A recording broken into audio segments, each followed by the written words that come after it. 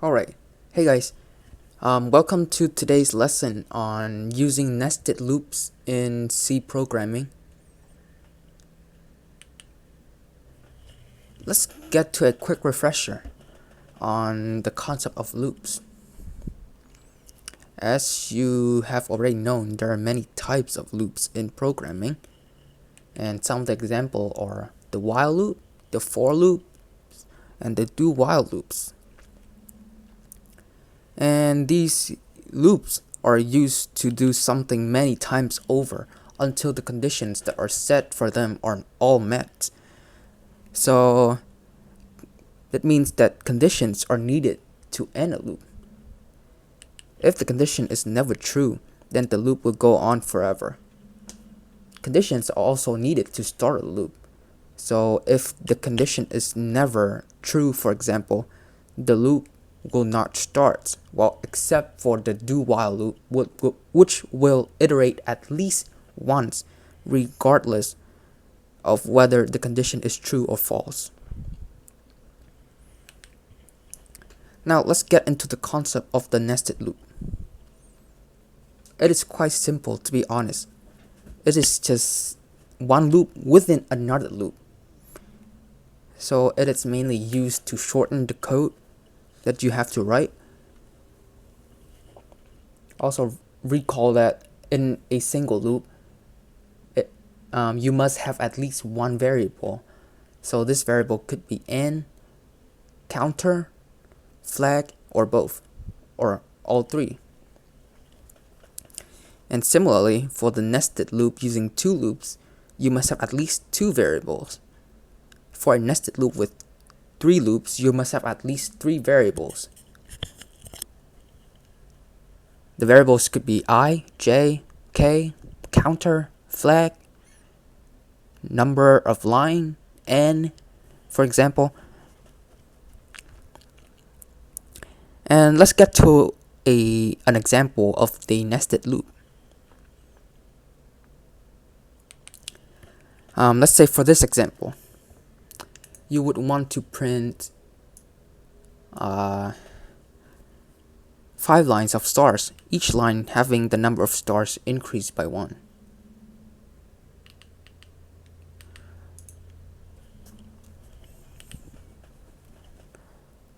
Here I would choose the outer loop to be the number of lines and the inner loops to be the number of stars per line. Well, you could easily write this code using just basic single loops, but it'll be faster and much easier, in my opinion, to write it with a nested loop.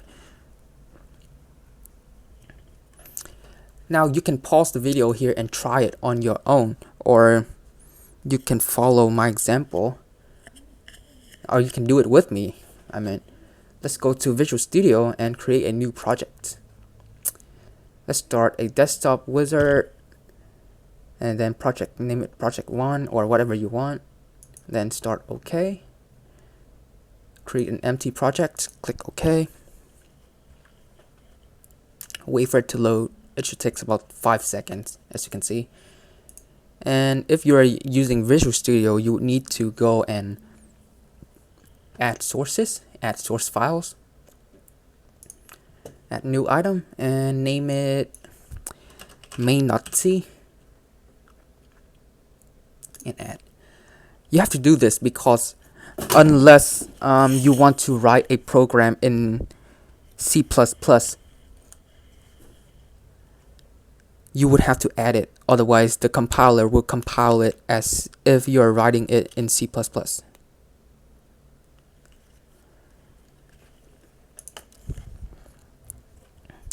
And like any basic C program, you have to start by including the standard input-output.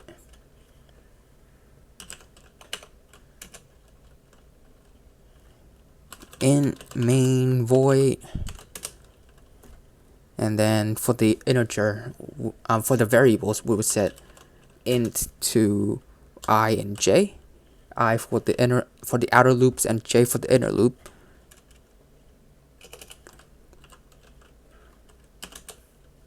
Alright, now let's start the outer loop first. for I is going from 1 to I is less than or equals to 5, and after every loop increment I by 1s, I plus plus. Then let's go inside the loop and start the inner loop. For j, start at 1 as well, but this time j will only go up to I. So j will go all the way up to I, then we will increment j by 1s every time. We don't need the bracket here because it's just one line of printf. We'll print a star, and then we will print a line after the loop so that it will go on to the next line. Printf /n to print a line, and at the end don't forget to type return 0. And if you are using Visual Studio, I would recommend typing in system pause, because otherwise Visual Studio would automatically close after completing the program. Here you would want to actually see what is going on, so you just have to pause the program at the end. Now let's start the program. Click yes, and wait for it. Here we go. Oopsie, where is it? Here we go. As you can see, in the first line there's 1 star, in the second line there are 2, third there are 3, and so on and so forth. Now let's take a few seconds to actually trace the code, right?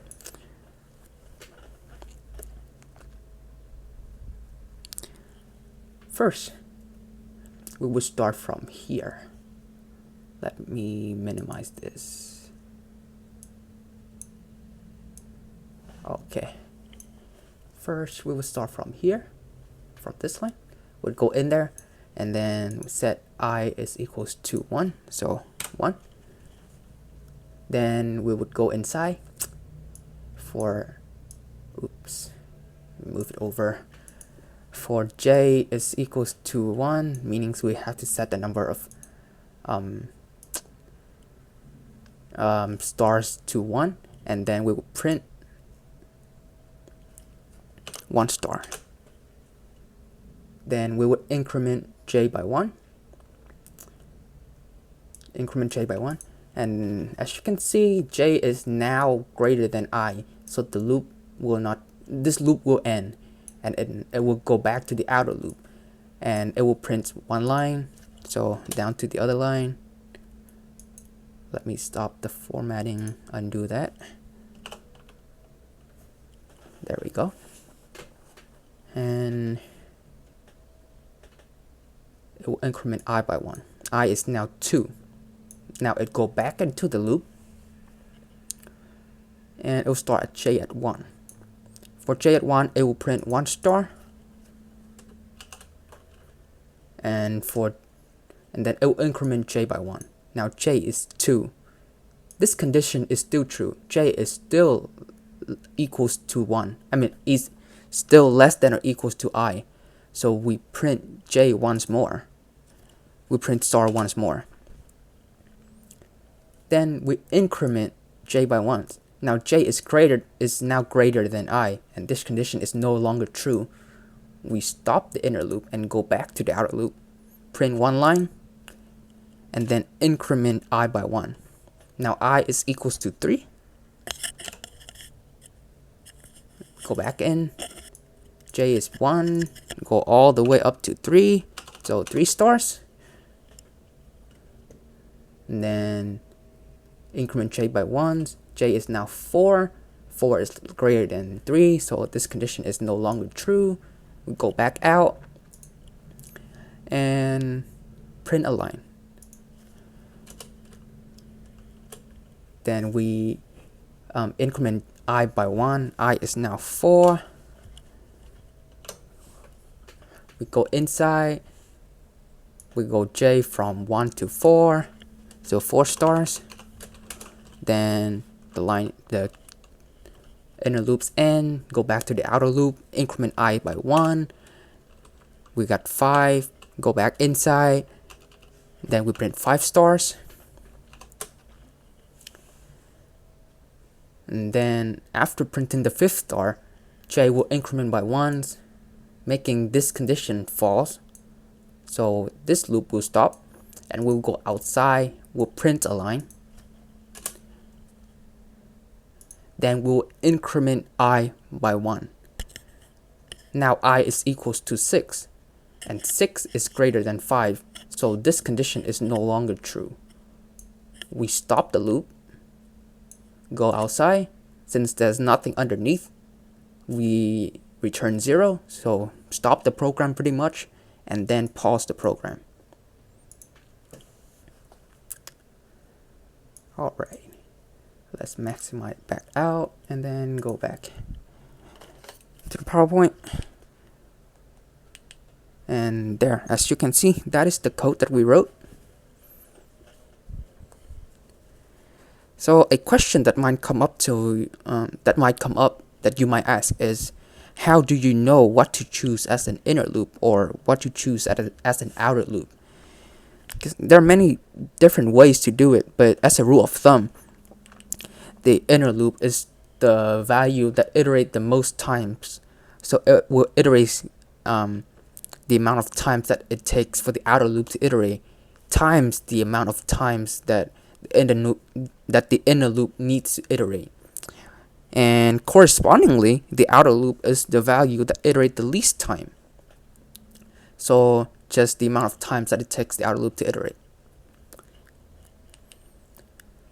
So let's go back to the example.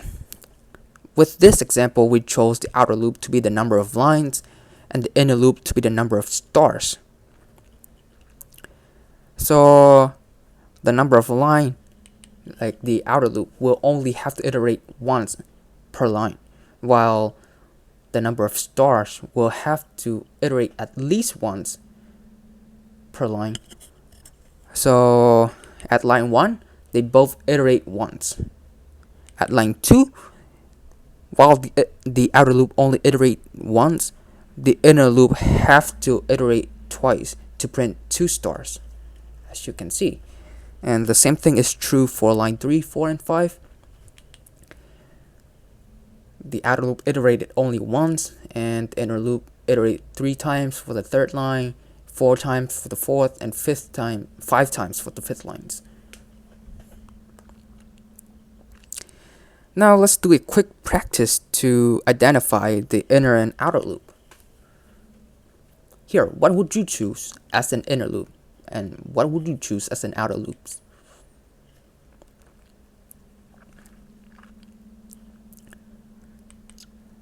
I would choose the leftmost column, going from 0, 10, 20, 30, 40, 50.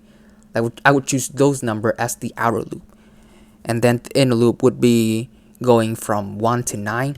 So basically the rightmost digits of the numbers.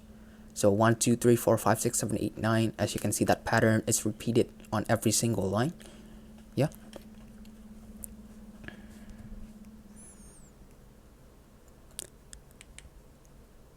So in this case, the inner loop variable would be dependent on the outer loop variable.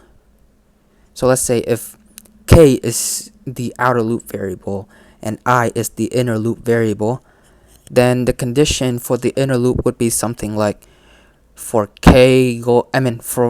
I going from k, so from 0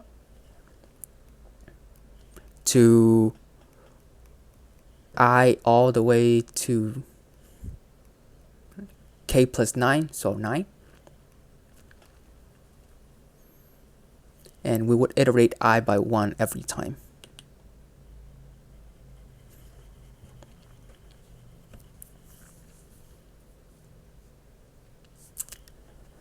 Alright, now let's do some practice problems to solidify your skills. Let's do a 4 for loops and find all the prime number between 2 and 100 inclusive. Now let's go back to Visual Studio I comment this out. Boom. And start a new one. Let's go. In main void. And let's set the outer loop as I and the inner loop as j. We have int integer I comma j.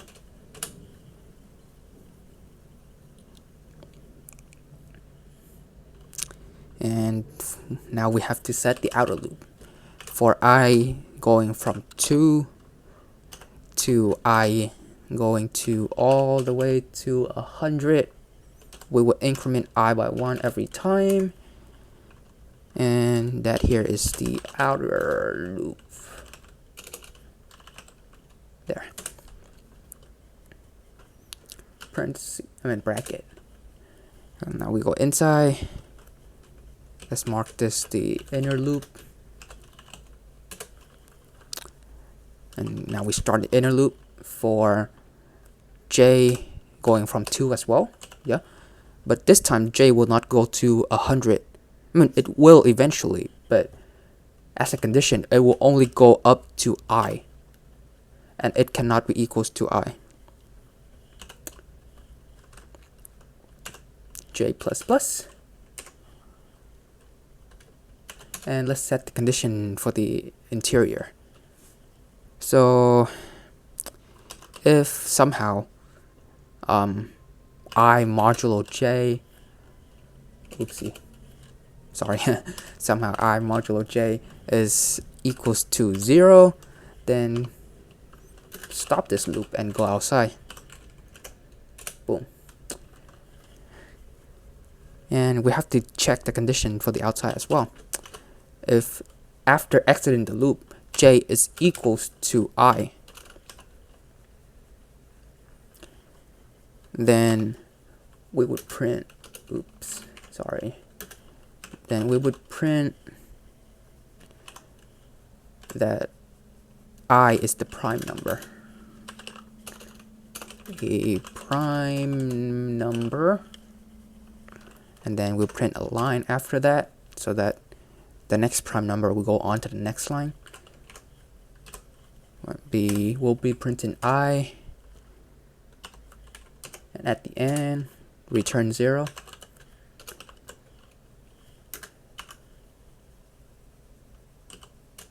System pause. Oh.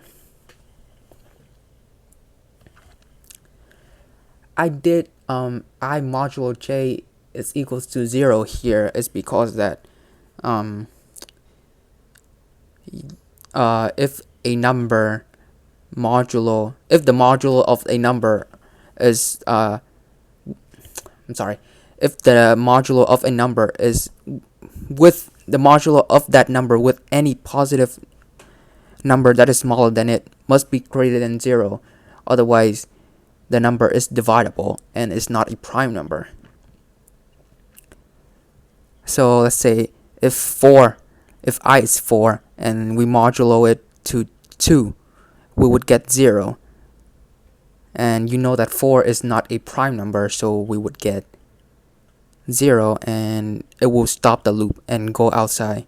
And then it will check, is 4 equals to 2? No? Then it will continue the loop. Then now let's test this out. See if we're right. Click yes, and wait for it to generate the code. And here we go. There. The prime number are 2, 3, 5, 7, 11, 13, 17. Looks pretty right. It looks pretty correct, right? So yeah, the code worked. Let's close that and go back to the PowerPoint. And that's the code that we wrote. And let's do one more problem. one more similar problem. This time, instead of doing for loop, we'll do while for loop. And we would want to find the next prime year. This year is 2018. So if I'm not mistaken, the next prime year is 2029? No, 2027. So let's write a code that will print 2027. Alright, let's comment this out.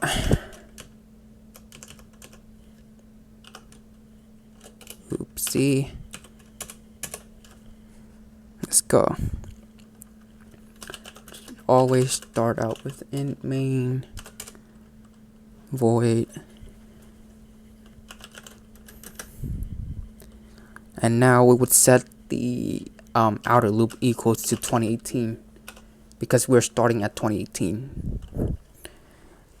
And then the outer loop we will set to 3. While now we're doing the outer loop, while I modulo j is not equals to 0, go inside the loop. The reason that I'm choosing 3 because I know that 2018 is not dividable by 3. So I just wanted to make sure that the loop start. Yeah.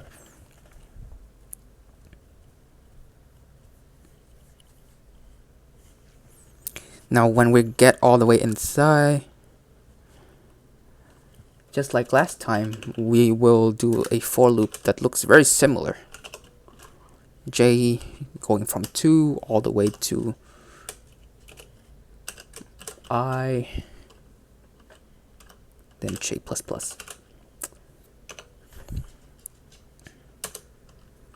Then we'll check the condition again. This very same condition that we did last time. If I modulo j is equals to 0, then stop the loop. Go outside and check. If j is now equals to I,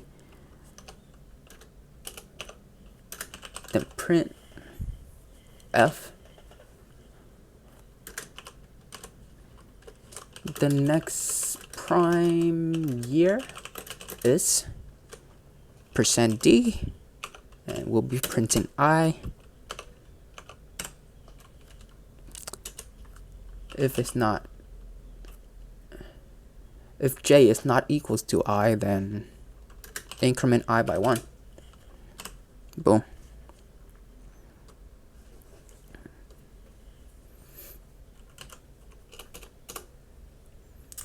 The reason that we are using the while loop here instead of a for loop is because we don't know how many iterations it will take for the program to find the next prime number. It could be 10, it could be 20, it could be 5, it could be 1. So we have to set while. We only use the for loop if we know when the program will end. And at the end, don't forget, return 0. System pause and pause. Boom. Alright, let's test it out, shall we? And here we go. The next prime year is 2027. We can go on to Google and check it by searching up the prime number list. Wikipedia should have it listed, but here we go anyway. Nope, that's not it. List of prime number right here. 2021 is right here. Yep, it's a prime number, all right. Now let's say we're in the year 2029 and we would like to find the next prime year. How will we do that? Easy. Just need to tweak this code a little bit. Now we would start out with 2030 instead. because 2029 is a prime number. And 2030 is not divisible by 4 if I'm not mistaken. So we would set j equals to 4 to make sure the loop started.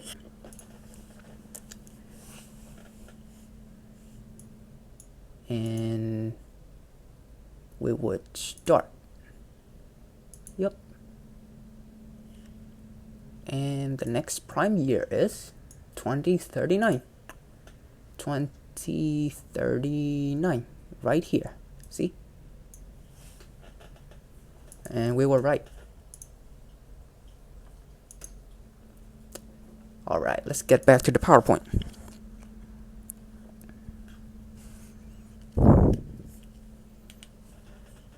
And that's the code that we wrote. Now let's do a while loop example.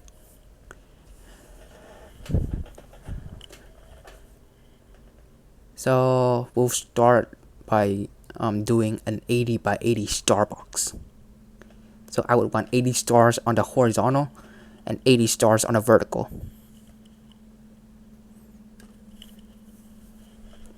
How would we do that? Well, let's try it out.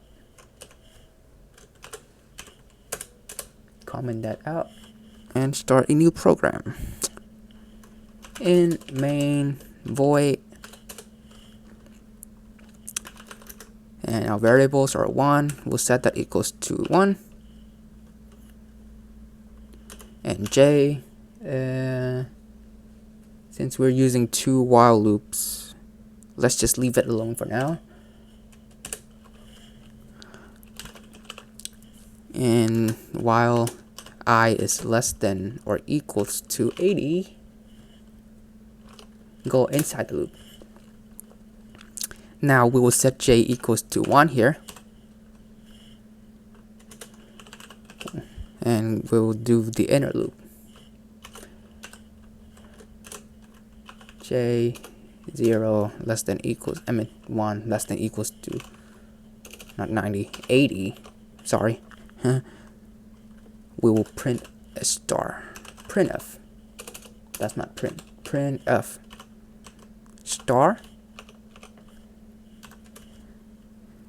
And then we'll increment j by 1 so that it go all the way from 1 to 80. Now let's go outside, and after the first line, let's print let's print f \n to go on to the next line, and then increment I by 1. Now note that the reason that we didn't set j equals to 1 here, but we set it in here because we want j to be 1 after this loop end.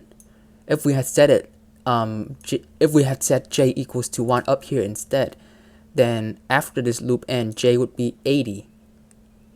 And after incrementing I by 1, j would not be starting from 1, but from 80. And it will only print 1 star on the next line.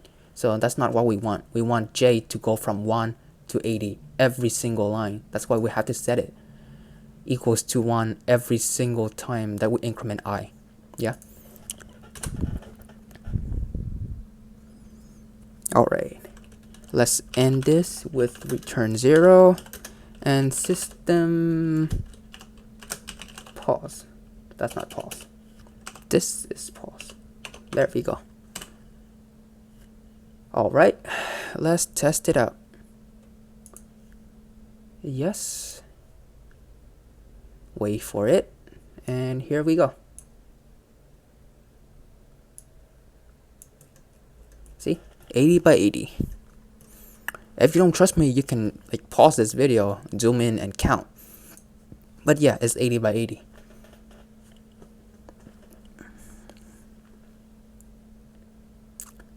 Alright, let's move on. And that's the code that we wrote, and it looks the same, right? Yep. Now for the last example, for the last problem, let's do a very simple one. Very similar to the first problem that we did, right? So on the first line, we will print 1, second line 2, 2, third line 3, 3, and on the last line 9 times 9. Pretty simple. So let's do it, shall we? Let's comment that out again and start the next prompt. In main void, and let's set our I to 1 again, and let's leave out J alone for now.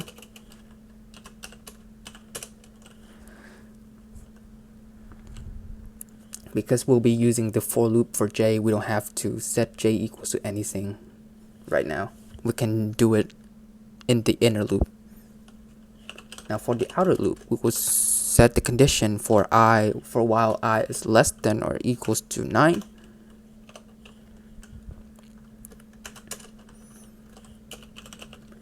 We go inside, set the condition for the inner loop, which would set J equals to 1, and then J will be less than or equals, J will go all the way up to I.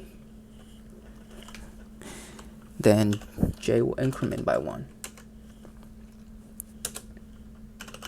Printf %d, nope, %d, then we'll be printing I,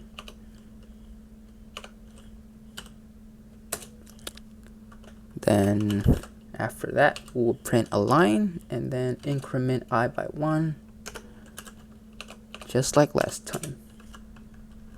I++,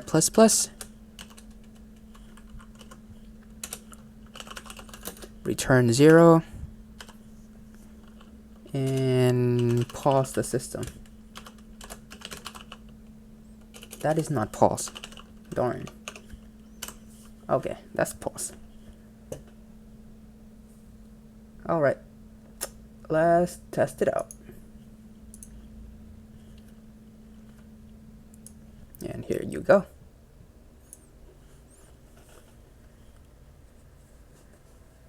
Exactly like what we wanted. On first line, it only print 1 number, and that number is 1. And on the second line, 2 numbers, and those numbers are 2s.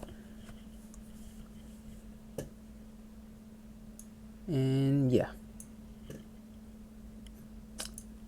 And I think that will conclude our lecture for today. Thank you for your attention, and have a nice day.